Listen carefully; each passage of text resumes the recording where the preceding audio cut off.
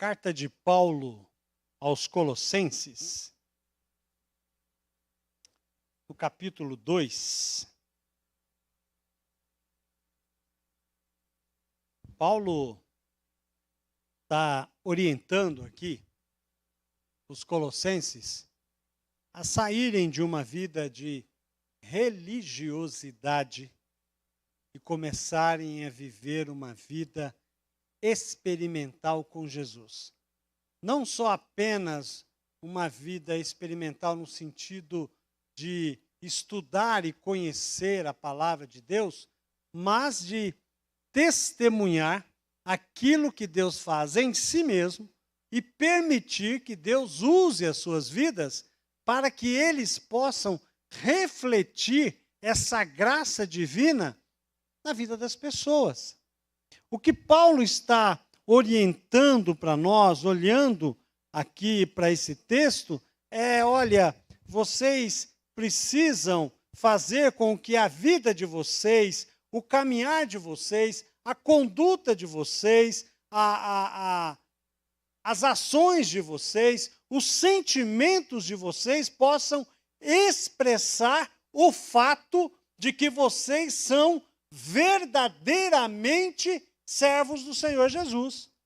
É isso que Paulo está ensinando. Por que essa preocupação? E é válida essa preocupação não só para aquela época, mas para a época de hoje, por exemplo, que a gente está tendo que pregar não para ímpio. A gente está tendo que pregar para crente. A gente está tendo que pregar o evangelho para quem já conhece a Jesus. E parece que desaprendeu tudo. Você encontra pessoas que já tiveram uma caminhada cristã, uma vida cristã, e eu estou falando de gente envolvida no trabalho, desenvolvendo dons na igreja, envolvido no trabalho da igreja, pregando o evangelho, sendo professor de escola bíblica dominical, que hoje aposentou da vida cristã. Já pensou nisso? Eu quero me aposentar da vida cristã no céu, que eu já estou lá no céu. Mas não tem aposentadoria para o crente aqui, irmãos. Teve um missionário, 50 anos de ministério na África. Ele e a esposa. E quando ele voltou para casa, já bem velhinhos, quase 80 anos, voltando lá, eles eram dos Estados Unidos, e eles pensaram assim, puxa vida, acho que a igreja vai estar esperando a gente lá no aeroporto, lá, né? Vai estar lá aguardando a gente para nos receber. Chegou lá, não tinha ninguém esperando eles. Vai ver que eles estão lá em casa, deram um jeito lá na casa nossa lá. Chegou lá, a casa estava fechada e estava toda empoeirada e não tinha ninguém para receber eles. E aquele missionário ficou indignado com aquilo. E ele disse o seguinte, olha, será que é isso que a gente recebe depois de 50 anos de vida ministerial? Depois de 50 anos dedicando a nossa vida para Deus, quando a gente volta para casa, é isso que a gente espera? Olhou para a esposa dele tão constrangido e tão chateado e falou assim, fica aí orando a Deus que eu vou caminhar. Eu preciso pensar. E ele foi caminhar. Ficou 3 horas caminhando. Quando ele voltou, ela estava lá na cozinha, mexendo alguma coisa ali na pia e tal. E ele falou assim, você perguntou a Deus por que a gente está passando tudo isso? Por que a gente, se é isso que a gente recebe quando a gente volta para casa? De toda a nossa vida dedicada ao Senhor, é isso que a gente recebe quando volta para casa? E ela falou assim, perguntei. E o que foi que ele disse? Que a gente ainda não chegou em casa. Nós não chegamos em casa. A nossa casa é no céu. Enquanto estivermos aqui, não tem férias. Enquanto estivermos aqui, não tem aposentadoria de vida cristã. É por isso que Paulo vai nos orientar, em Colossenses capítulo 2, versos 6 e 7, ele diz o seguinte, portanto, assim como vocês receberam a Cristo Jesus, o Senhor, continue a viver nele, enraizados, edificados nele, firmados na fé, como foram ensinados, transbordando de gratidão. Essa é a palavra de Paulo traz aos Colossenses. E aqui o apóstolo Paulo vai trazer esse contraste entre viver uma vida religiosa, simplesmente por viver, mas viver, ao invés disso, viver uma vida realmente que reflita a graça de Deus. E eu quero trazer, junto com os irmãos, que nós possamos pensar juntos se nós estamos realmente vivendo em Cristo. É preciso fazer essa análise a todo momento.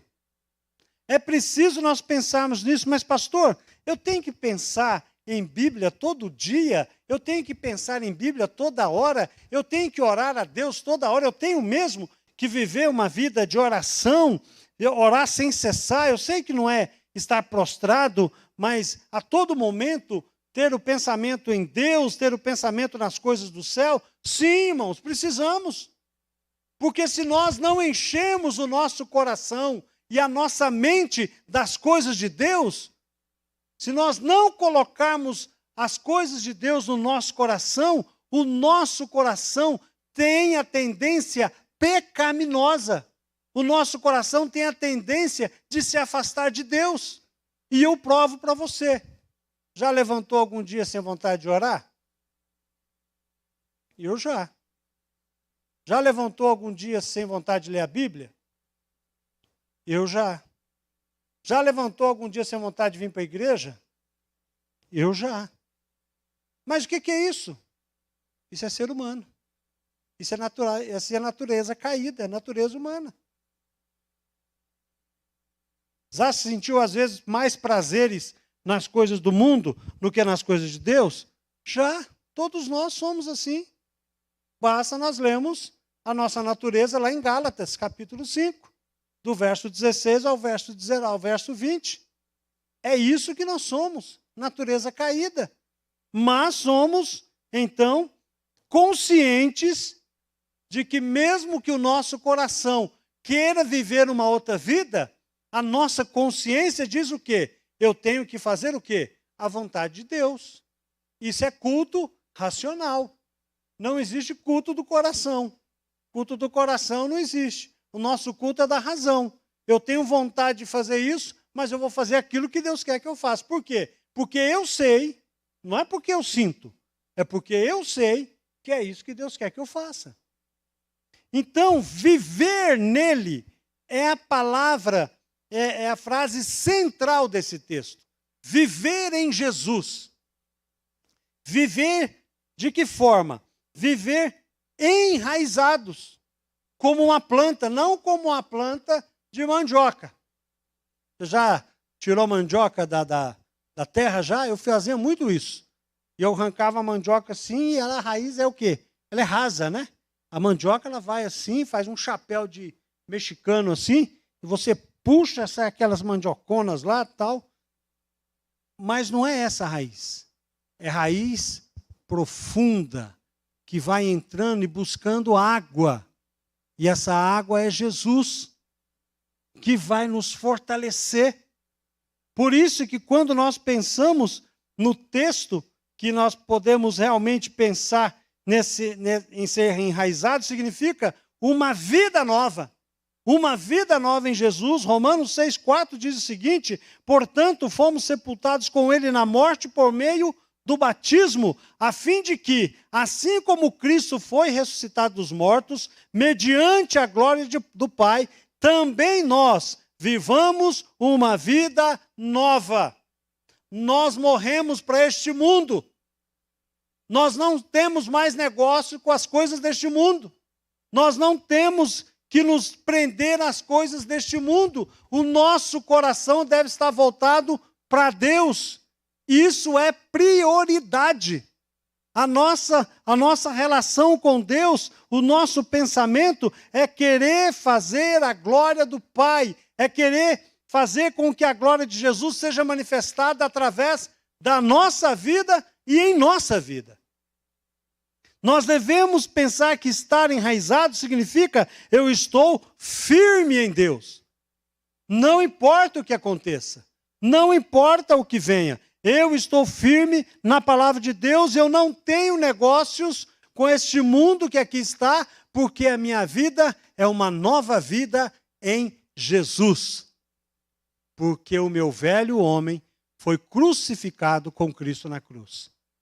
E todo dia ele deve ser crucificado. Todo dia a minha vontade deve ser crucificada.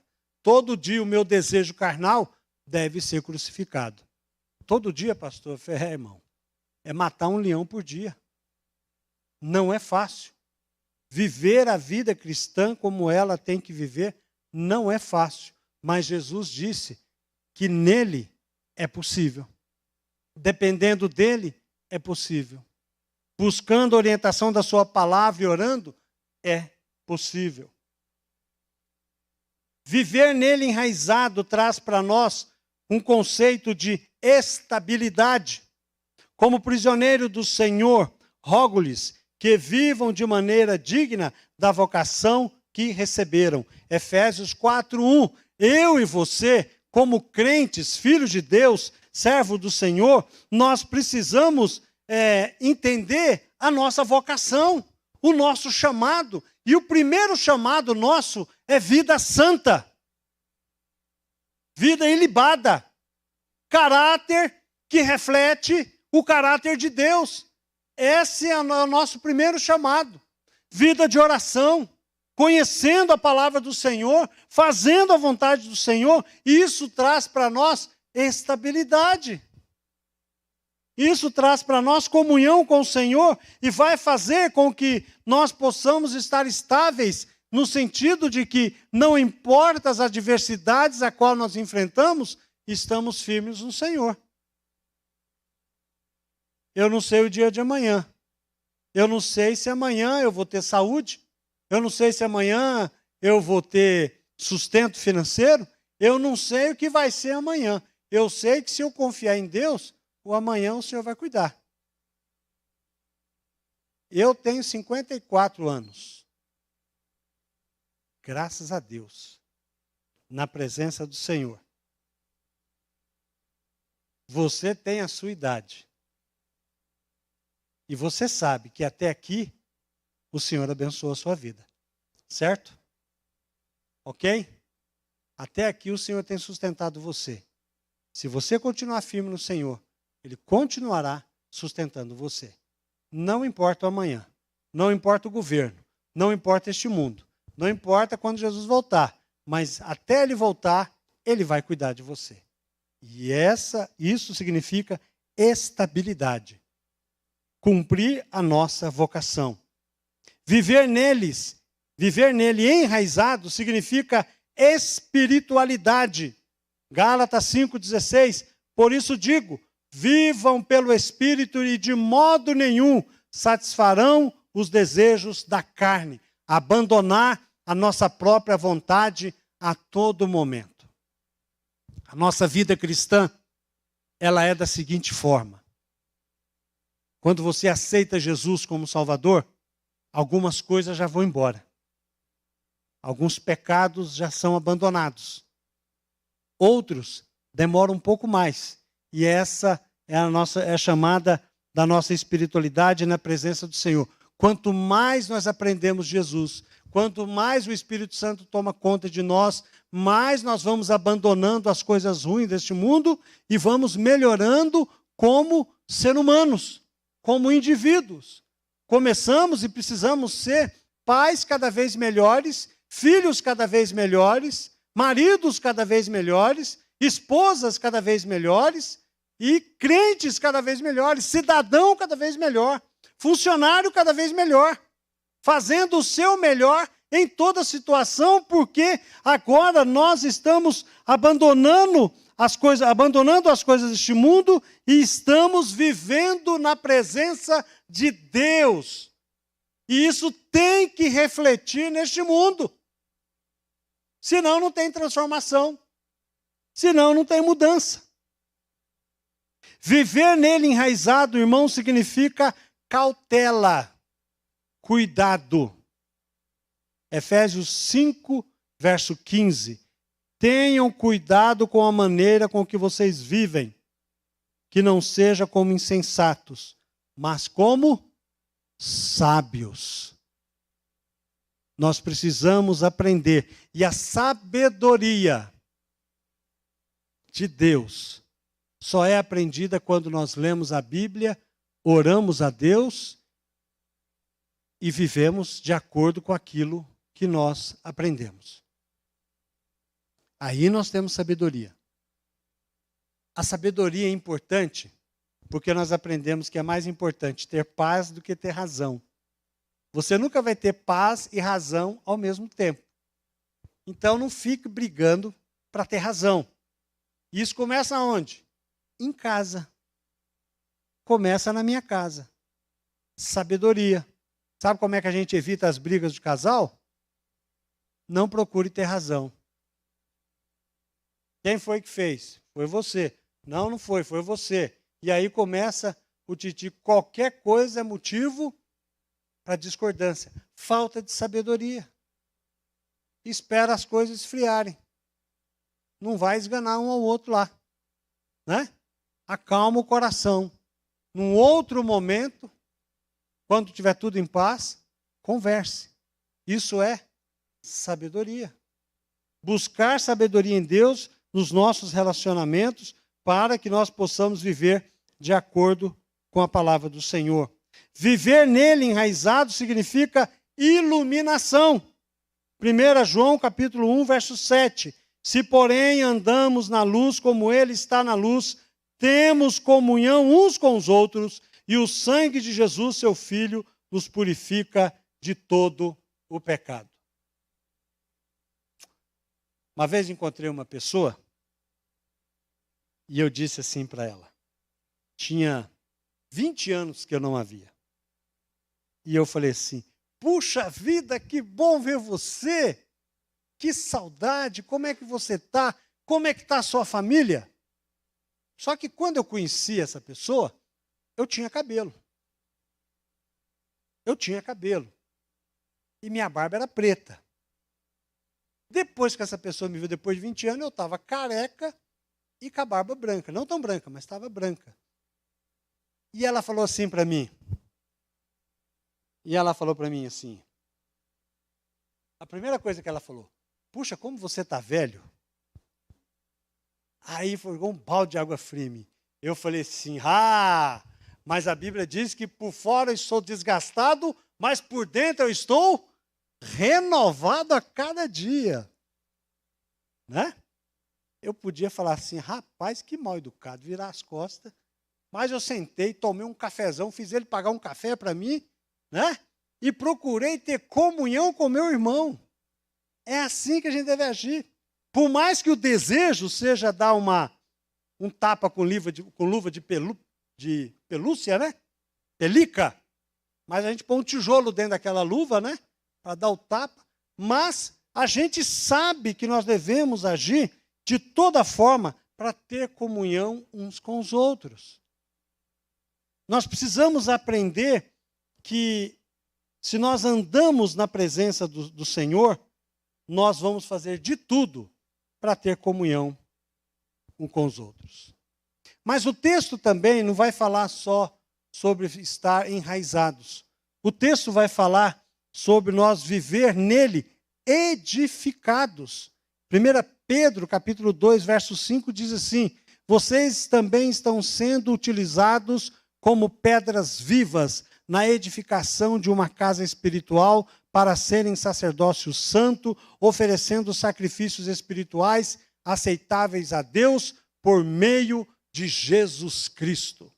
Eu e você fazemos parte de uma construção espiritual. Eu e você fazemos parte de uma edificação em que o Senhor deverá ser glorificado através do meu pouco, através do seu pouco.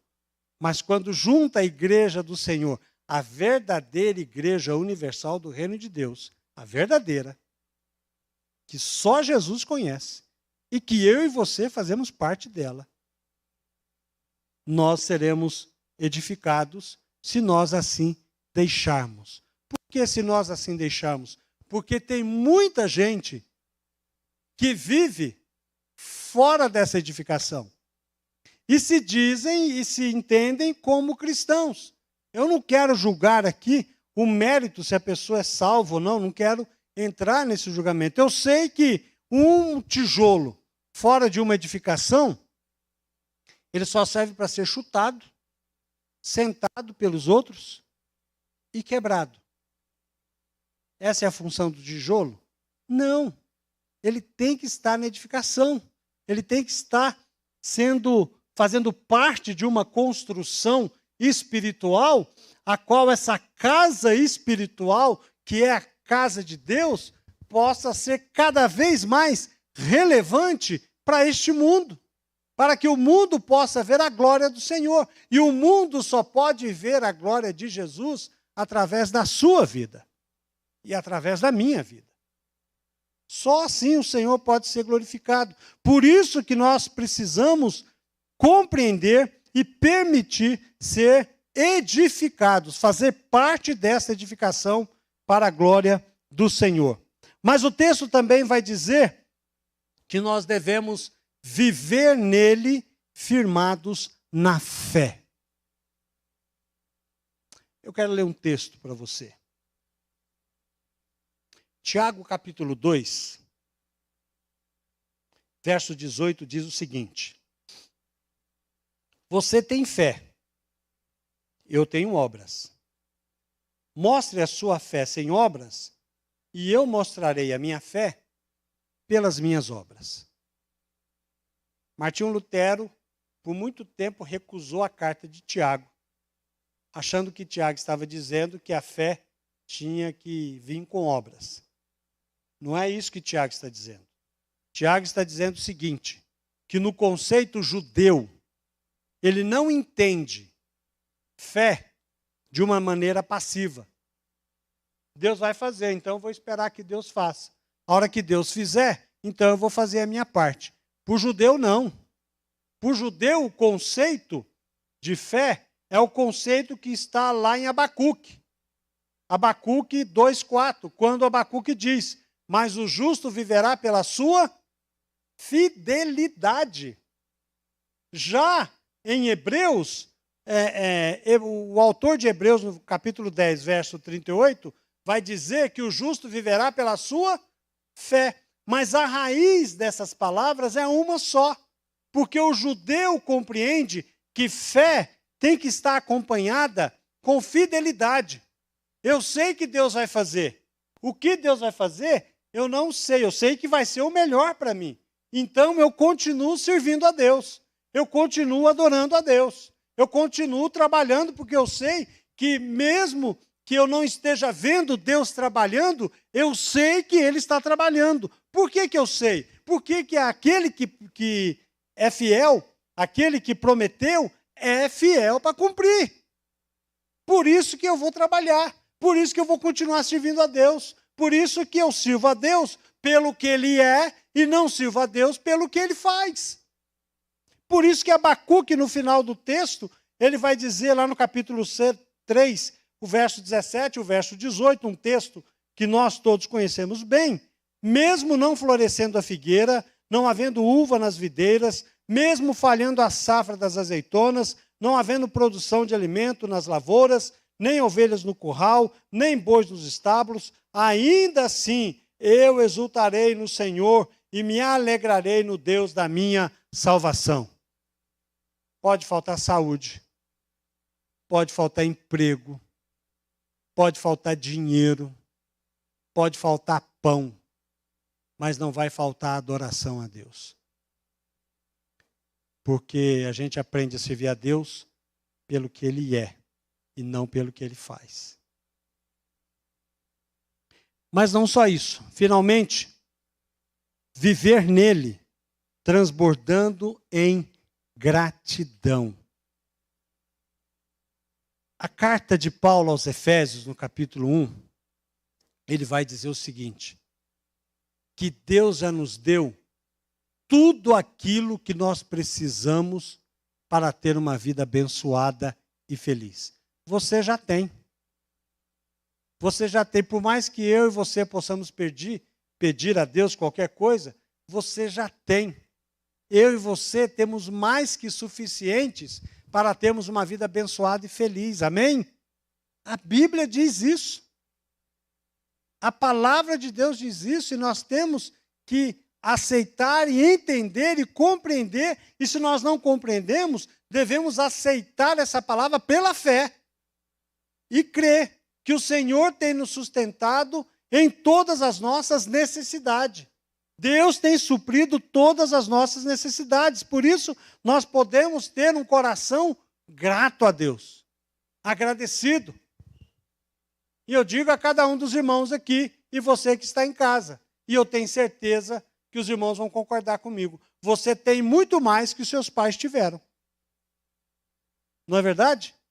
Você tem muito mais do que os seus pais tiveram. Eu tenho muito mais que os meus pais tiveram. Meus filhos têm e terão muito mais que eu tive. Glória a Deus por isso. É a promessa de Deus se cumprindo através do seu povo. Por isso, queridos irmãos, quando nós olhamos o texto da palavra de Deus e Paulo dizendo para nós, olha, vocês precisam sair de uma vida de dizer ou simplesmente falar, olha, eu sou crente, eu sou salvo, eu sou membro de tal igreja, eu tenho o meu nome escrito lá como hall de membros da igreja. Isso não quer dizer nada. Você é um crente fiel? Como é que estão as suas contas? Está pagando as contas? Você é um crente fiel? Tem amizade com seu vizinho? É um bom vizinho? Você é um crente fiel? Trata bem a sua esposa? Trata bem o seu marido? Honra os seus pais? Não, pastor, eu quero exercer o ministério da igreja. Não é isso. Ser crente não é você exercer ministério na igreja. Ser crente é viver de acordo com a vontade de Deus. É as pessoas olharem para a sua vida e dizer o seguinte, olha, eu não sei o que tem na sua vida, mas eu quero isso aí para mim. Eu quero experimentar isso aí. É isso que Paulo está dizendo para nós. Infelizmente, quando eu disse aqui que nós estamos tendo que pregar para crente, e é real. Pessoas que conhecem o Evangelho, pessoas que já nasceram de novo, nós temos que ensinar a Bíblia de novo.